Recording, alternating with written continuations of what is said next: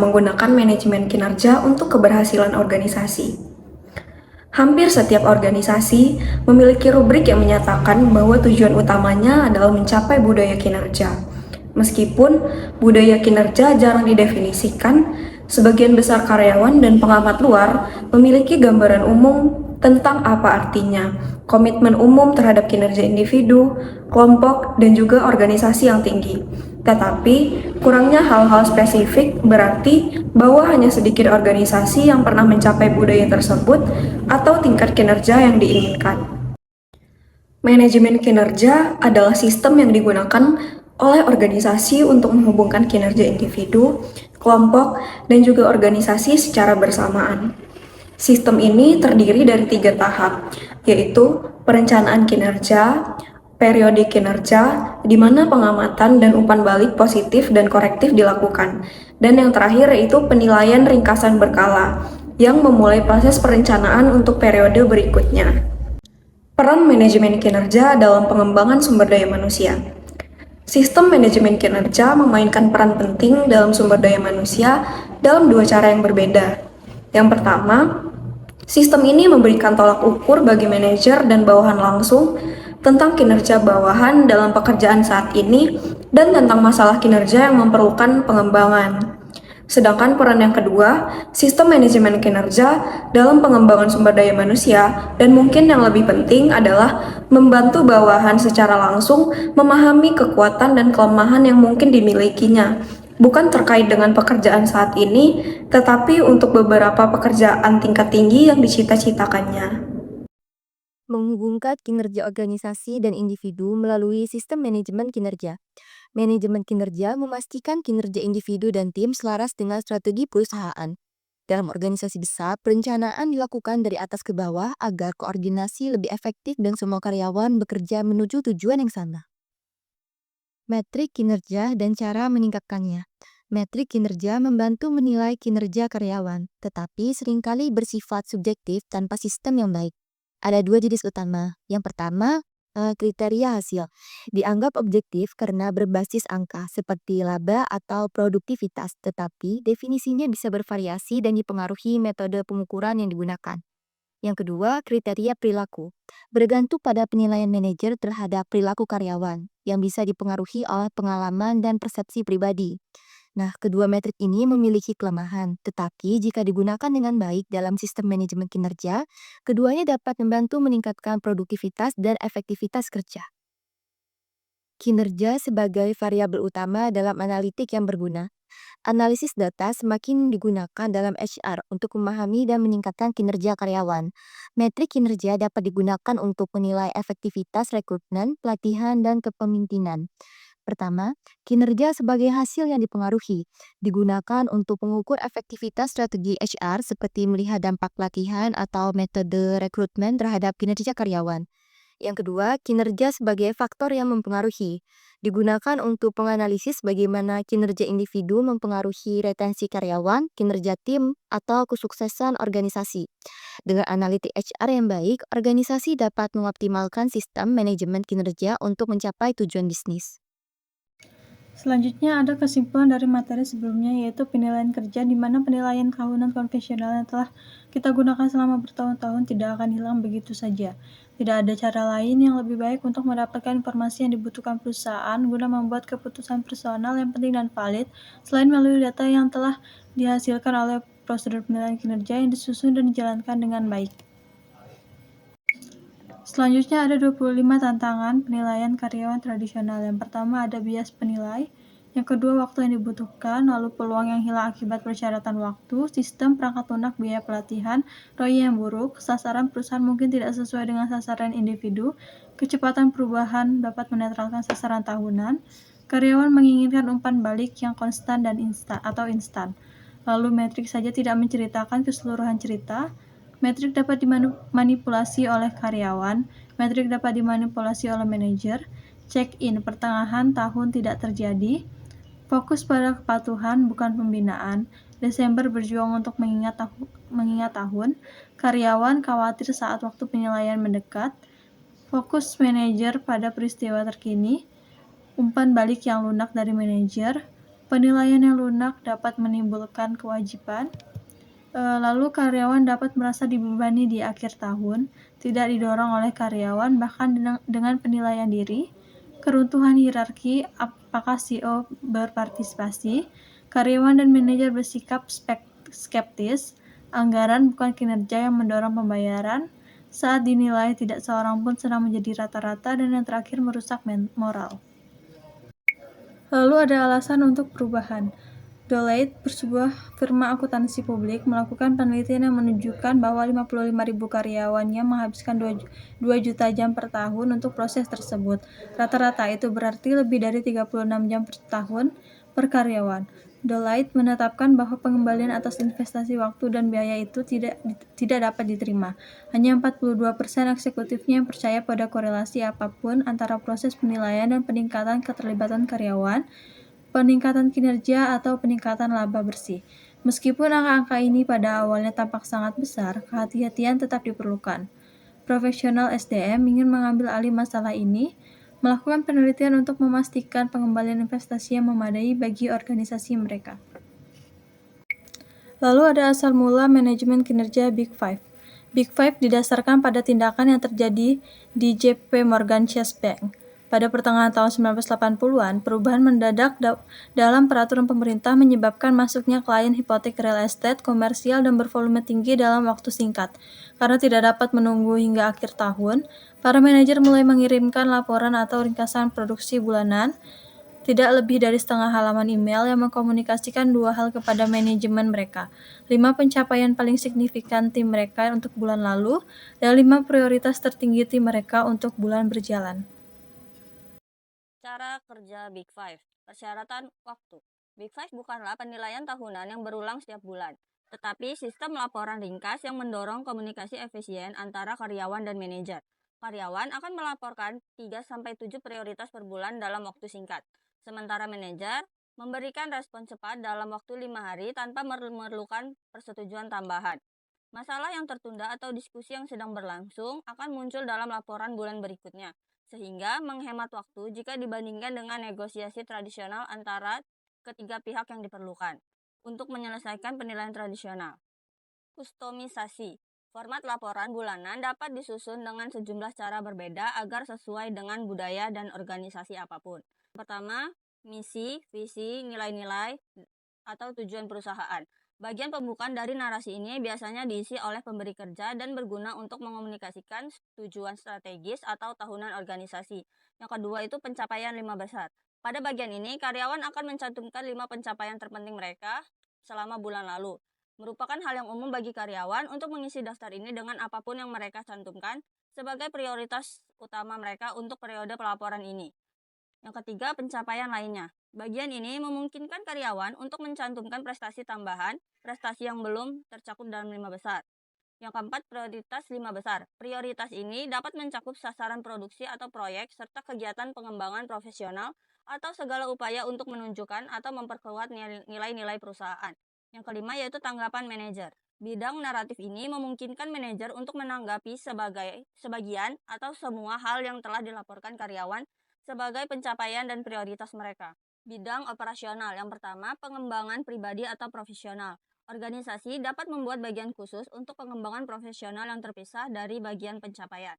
Dalam bagian ini, karyawan dapat melaporkan berbagai target pengembangan diri mereka, termasuk program pelatihan, pendidikan, sertifikasi, serta kegiatan pembinaan kompetensi dan tugas-tugas tambahan. Yang kedua ada value.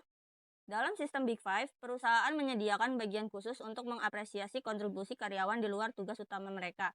Pada bagian ini, mencakup pengakuan atas keterlibatan karyawan dalam kegiatan layanan masyarakat, kontribusi mereka terhadap nilai-nilai inti perusahaan seperti aspek keselamatan, serta memberikan kesempatan bagi karyawan untuk saling mengakui kontribusi rekan kerja mereka melalui proses penilaian mini 360 derajat. Yang ketiga itu ada scoring. Dalam menghubungkan kinerja dengan kompensasi, organisasi dapat menerapkan sistem penilaian bulanan dengan dua pendekatan yang berbeda.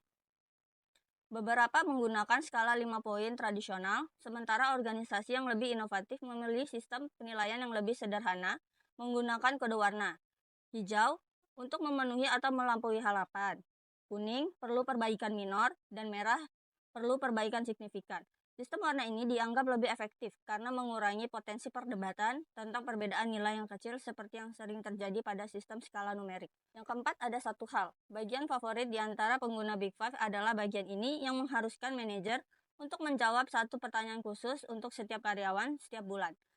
Sifat informal dari pertanyaan ini memberikan umpan balik yang sangat dibutuhkan kepada karyawan, tetapi terasa lebih seperti pembinaan daripada penilaian tradisional di mana nadanya terkadang tampak seperti disiplin atau tindakan korektif.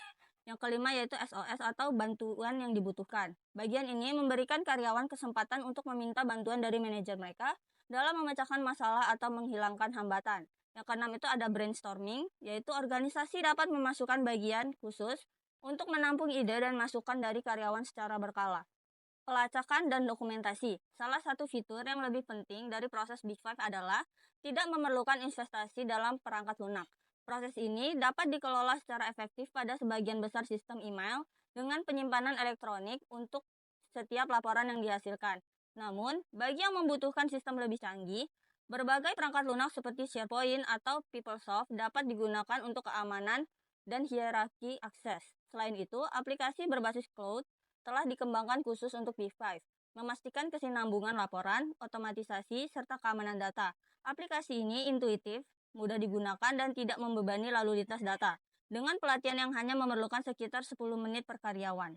Selanjutnya, seberapa efektif Big Five? Big Five memenuhi dan mengalahkan hampir semua dari 25 tantangan yang disebutkan sebelumnya. Dirangkum dalam 5 kategori umum, manfaat dari proses ini yaitu sebagai berikut. Yang pertama, peningkatan komunikasi karyawan atau manajer. Manfaat nyata dari Big Five adalah bahwa pembinaan dan umpan balik terjadi secara lebih sering dan konsisten. Sifat proses tersebut mendorong percakapan dan pembinaan yang berkelanjutan, yang memungkinkan tim untuk membuat perbaikan kecil dan tepat waktu setiap bulannya, sehingga tetap pada jalur perusahaan dan menghilangkan kejutan akhir tahun. Yang kedua, ada peningkatan akuntabilitas dan daya tarik. Big Five meningkatkan akuntabilitas dengan membantu karyawan menghubungkan tugas bulanan mereka dengan kesuksesan organisasi, sesuatu yang sering kurang jelas dalam penilaian tahunan. Yang ketiga, peningkatan pengembalian investasi. Big Five meningkatkan pengembalian investasi untuk proses itu sendiri. Manfaat dari proses meningkat, sementara komitmen waktu yang dibutuhkan berkurang drastis dengan penghematan waktu pelaporan hingga 50%. Fakta bahwa Big Five dapat diinstal tanpa investasi perangkat lunak yang signifikan dan tanpa bantuan konsultan menambah bonus finansial. Yang keempat, membuat dokumentasi dan pembelaan. Big Five menyediakan dokumentasi yang kuat dan dapat digunakan dalam pembelaan hukum, terutama jika mencakup matriks yang relevan, berbeda dengan penilaian tahunan tradisional yang seringkali hanya berisi skor singkat dan narasi umum. Big Five menghasilkan 120 poin data terdokumentasi setiap tahun. Data ini mencerminkan pembinaan manajer secara berkelanjutan, menjadikannya lebih komprehensif dan bermanfaat dibandingkan dokumentasi penilaian tradisional. Yang kelima, penerimaan karyawan. Karyawan cenderung menyukai proses ini karena memberi mereka kesempatan untuk mencerminkan kisah mereka. Bahkan karyawan tingkat bawah dalam fungsi pekerjaan yang sangat repetitif melaporkan keberhasilan menggunakan 5 besar. Baiklah, materi selanjutnya yaitu mengenai menggunakan kinerja penilaian untuk mendorong keberhasilan organisasi. Yang pertama, di sini ada pertanyaan mengenai mengapa kita masih melakukan penilaian kinerja. Jadi, penilaian kinerja tetap penting karena membantu organisasi membuat keputusan penting tentang penghargaan, promosi, perencanaan sumber daya, dan retensi bakat. Penilaian yang efektif menjawab pertanyaan-pertanyaan penting dan mengidentifikasi kinerja terbaik dan terburuk. Selain itu, penilaian kinerja memberikan kejelasan bagi karyawan mengenai harapan dan kinerja mereka. Proses formal memastikan bahwa karyawan menerima umpan balik dari atasan mereka setidaknya setiap tahun. Meskipun beberapa perusahaan telah menghapus penilaian kinerja formal, mereka sering mengalami masalah dengan penempatan tujuan, umpan balik, dan kejelasan karyawan. Banyak yang berakhir dengan sistem yang terfragmentasi serta menyerupai proses penilaian tradisional. Yang kedua yaitu, apa sih yang universal dalam penilaian kinerja? Jadi meskipun formulir penilaian kinerja berbeda-beda antara organisasi di Amerika Serikat, ada beberapa kesamaan mencolok.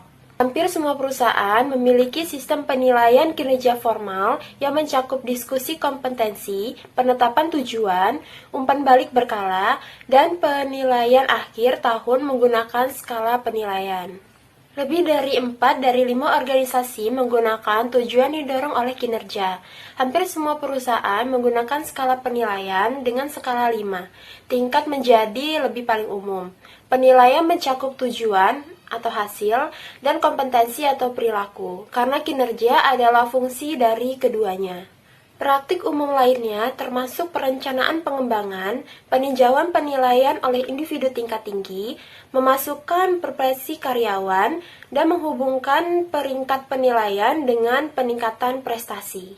Namun, ada perasaan umum bahwa sistem penilaian kinerja masih perlu ditingkatkan, terutama dalam hal kemampuan manajer membimbing bawahan, hubungan dengan sistem sumber daya manusia lainnya, dan keselarasan dengan strategi bisnis. Yang selanjutnya ada percakapan kinerja lebih sering.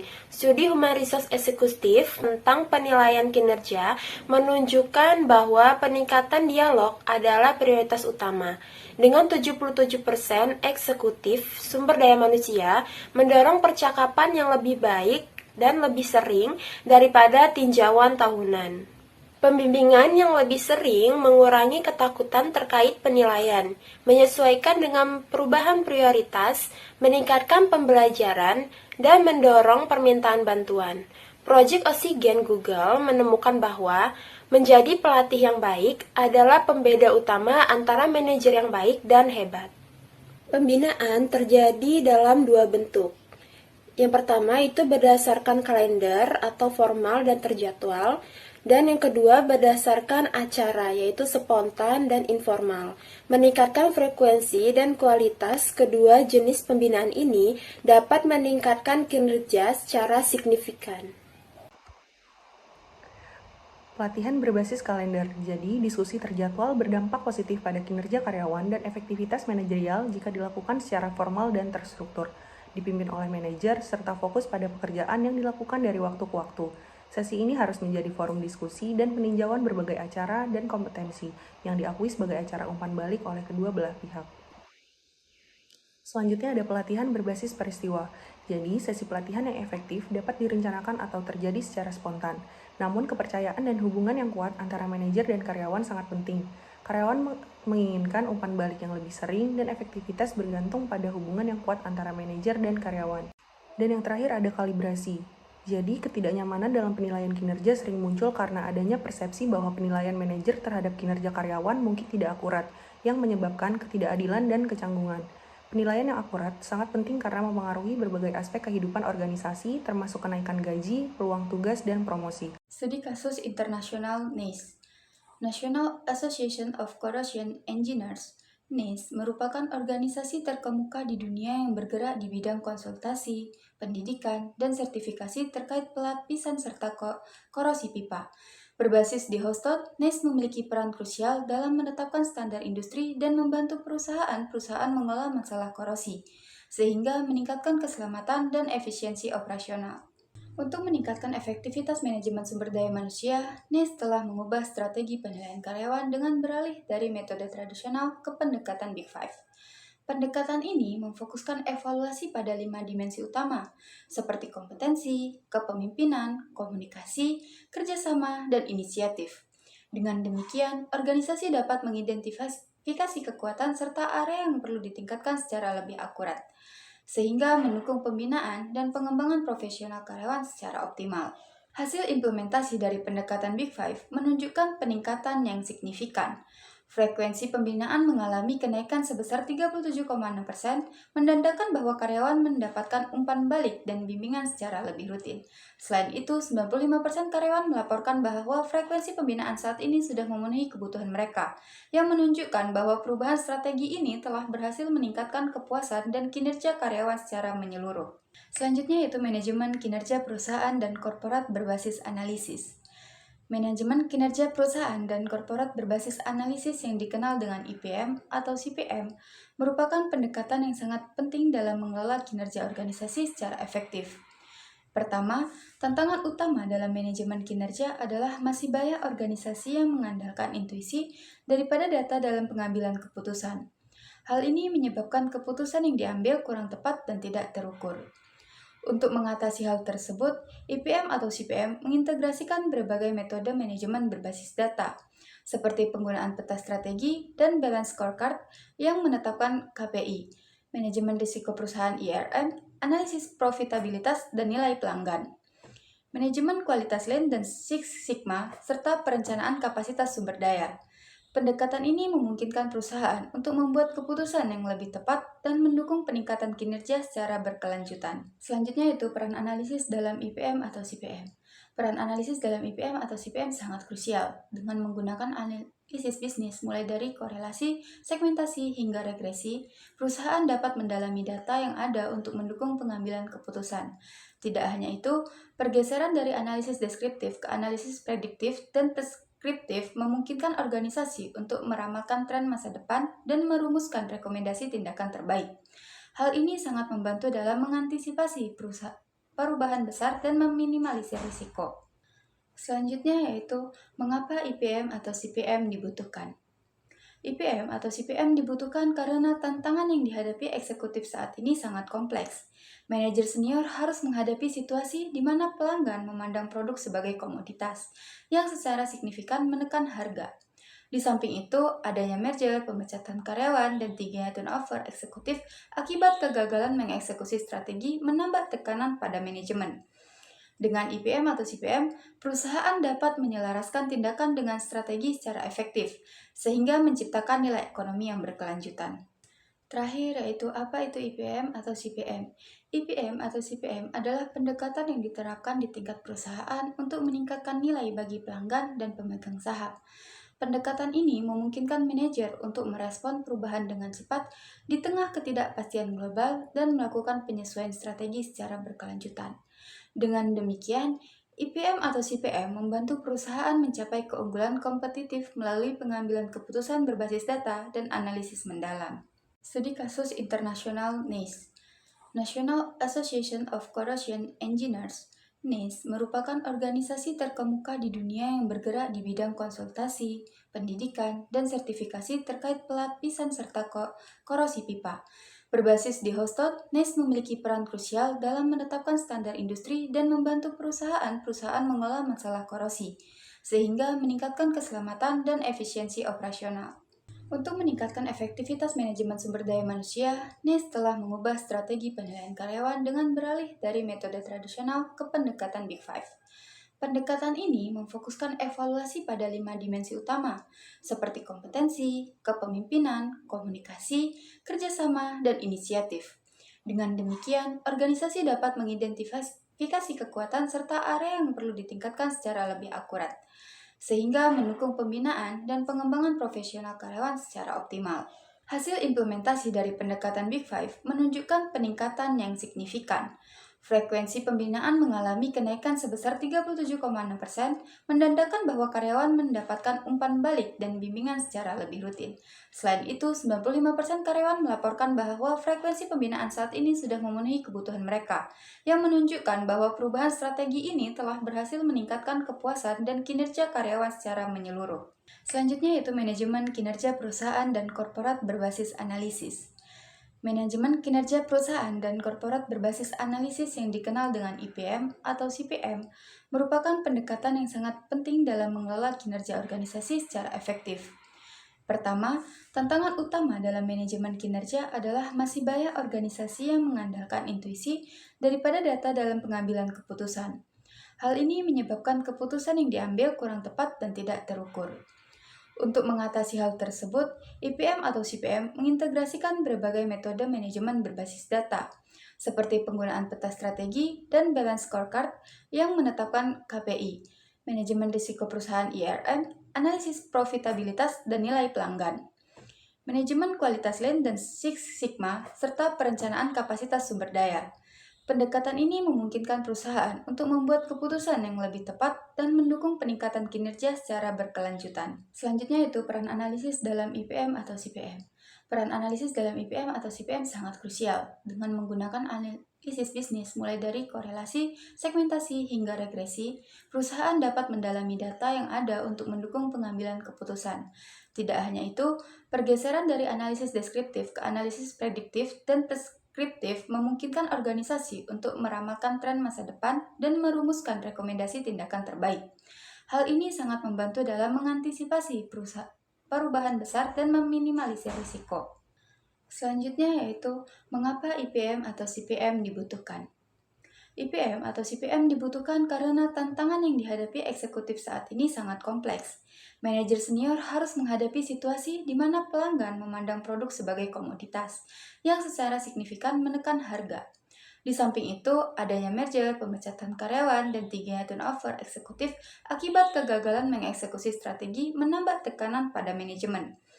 Dengan IPM atau CPM, perusahaan dapat menyelaraskan tindakan dengan strategi secara efektif, sehingga menciptakan nilai ekonomi yang berkelanjutan. Terakhir yaitu apa itu IPM atau CPM? IPM atau CPM adalah pendekatan yang diterapkan di tingkat perusahaan untuk meningkatkan nilai bagi pelanggan dan pemegang saham. Pendekatan ini memungkinkan manajer untuk merespon perubahan dengan cepat di tengah ketidakpastian global dan melakukan penyesuaian strategi secara berkelanjutan. Dengan demikian, IPM atau CPM membantu perusahaan mencapai keunggulan kompetitif melalui pengambilan keputusan berbasis data dan analisis mendalam. Apakah IPM ataupun CVM ini proses atau metode baru? Kabar baiknya adalah IPM ataupun CVM bukanlah proses atau metode baru, melainkan pengintegrasian metode dan perbaikan bisnis dan teknik analitik yang sudah dikenal oleh eksekutif dan tim karyawan. IPM ataupun CVM ini dapat dianggap sebagai konsep payung yang mengintegrasikan informasi operasional dan juga finansial menjadi satu kerangka dukungan keputusan dan juga perencanaan. Ini mencakup peta strategis, balance scorecard, juga manajemen biaya, penganggaran, peramalan, dan juga perencanaan kebutuhan kapasitas. Metode ini mendukung solusi inti lainnya seperti manajemen hubungan pelanggan ataupun CRM, manajemen rantai pasokan atau SCM, manajemen risiko, sistem manajemen sumber daya manusia. Semakin terintegrasinya metode manajerial ini, semakin besar kekuatan IPM ataupun CVM. Apa yang menyebabkan ketertarikan pada IPM ataupun CPM? Nah, ada 8 kekuatan utama yang menciptakan ketertarikan terhadap IPM ataupun CPM sebagai solusi masalah. Yang pertama, ada kegagalan menjalankan strategi. Meskipun tim eksekutif dapat merumuskan strategi yang baik, mereka sering gagal dalam pelaksanaannya. Banyak manajer dan karyawan tidak bisa memahami strategi organisasi sehingga tidak dapat berkontribusi dengan baik. Yang kedua yaitu janji ROI yang tidak terpenuhi. Banyak organisasi merasa tidak mendapatkan ROI yang dijanjikan dari sistem transaksi mereka, yang menyebabkan keprihatinan terhadap investasi TI yang mahal. Lalu yang ketiga, ada akuntabilitas yang meningkat. Tuntutan untuk hasil yang jelas menyebabkan pergeseran dari gaya manajemen komando ke pemberdayaan karyawan, di mana manajer dari tim wajib bertanggung jawab atas hasil. Lalu yang keempat, ada analisis keputusan yang cepat. Keputusan harus diambil dengan cepat, dan karyawan harus memahami strategi eksekutif untuk bisa membuat keputusan yang tepat. Lalu yang kelima, ada ketidakpercayaan pada sistem akuntansi manajemen. Praktik alokasi biaya yang rumit dan tidak akurat menyebabkan kebingungan tentang di mana uang dihasilkan ataupun hilang. Lalu yang keenam, ada anggaran yang tidak efektif. Proses penganggaran tahunan seringkali dianggap usang dan tidak sesuai dengan strategi perusahaan. Yang ketujuh, ada manajemen nilai pelanggan yang buruk. Memahami kebutuhan pelanggan sangat penting untuk bisa melihat pertumbuhan bisnis, dan IPM ataupun CPM membantu dalam menganalisis segmen pelanggan yang berbeda. Lalu yang kedelapan, ada manajemen rantai pasokan yang tidak efektif. Ketergantungan pada mitra dagang untuk efisiensi juga menjadi penting, dan IPM ataupun CVM menyediakan alat untuk bisa berkolaborasi dan juga penghematan biaya. Kerangka IPM ataupun CVM untuk penciptaan nilai. Tujuan dari IPM ataupun CVM adalah menghubungkan pelanggan dengan pemegang saham. Proses inti organisasi meliputi pengambilan dan juga pemenuhan pesanan. Sistem pendukung TI diperlukan untuk bisa memenuhi proses inti ini, yang mencakup sistem CRM dan juga ERP. Dengan meningkatkan aliran informasi dan keputusan yang lebih tepat, IPM atau CVM ini dapat menciptakan kekayaan pemegang saham. Inovasi harus ada di setiap aspek dalam diagram IPM ataupun CVM. Tim eksekutif terbaik memahami bahwa semua komponen dalam IPM ataupun CVM adalah penting dan tidak opsional. Pendekatan prototyping juga cepat membantu dalam implementasi metode IPM ataupun CVM, mempercepat pembelajaran dan juga penerimaan dari manajer. Baik, materi selanjutnya yaitu IPM CPM melepaskan pengambilan investasi dari informasi. Organisasi kini lebih berfokus pada aset tak berwujud, misalnya pengetahuan dan informasi seorang karyawan, daripada aset yang berwujud untuk meningkatkan return on investment. Data mentah diolah menjadi informasi, pengetahuan, dan wawasan untuk pengambilan keputusan yang lebih baik. IPM-CPM berperan penting dalam mengubah data transaksional menjadi informasi yang berguna. Prosesnya dimulai dari laporan standar, lalu pemodelan deskriptif yang menjelaskan mengapa bisa terjadi, pemodelan prediktif untuk memprediksi apa yang mungkin terjadi, hingga analisis perspektif atau optimasi menentukan keputusan yang terbaik. Dengan IPM-CPM, organisasi dapat beralih dari reaktif menjadi proaktif, mengantisipasi perubahan dan membuat keputusan yang lebih tepat untuk mencapai tujuan strategis mereka. Materi selanjutnya yaitu upaya manajemen untuk mendapatkan solusi lengkap. Banyak organisasi beralih dari satu program perbaikan ke program lain dengan harapan menemukan solusi instan untuk keunggulan kompetitif. Namun, manajer seringkali menyadari bahwa perubahan substansial jarang terjadi hanya dengan menarik satu tuas perbaikan. Dari materi yang sudah disampaikan, dapat saya simpulkan bahwa organisasi yang menyadari nilai data sering kesulitan memanfaatkannya karena data yang terputus, tidak konsisten, dan sulit diakses akibat solusi yang tidak terintegrasi. Data berharga sering tersembunyi dalam tumpukan data transaksional. IPM-CPM dapat meningkatkan nilai dengan mengubah data transaksional menjadi informasi untuk pengambilan keputusan. Sistem transaksional lebih berfokus pada operasi jangka pendek, sementara inovasi dalam teknologi penyimpanan data memungkinkan pengolahan data secara lebih efektif. Perangkat lunak analitik modern membantu organisasi memanfaatkan informasi yang ada. IPM-CPM mengintegrasikan teknologi dan metode manajemen untuk menjembatani kesenjangan antara visi CEO, harapan investor, dan tindakan karyawan.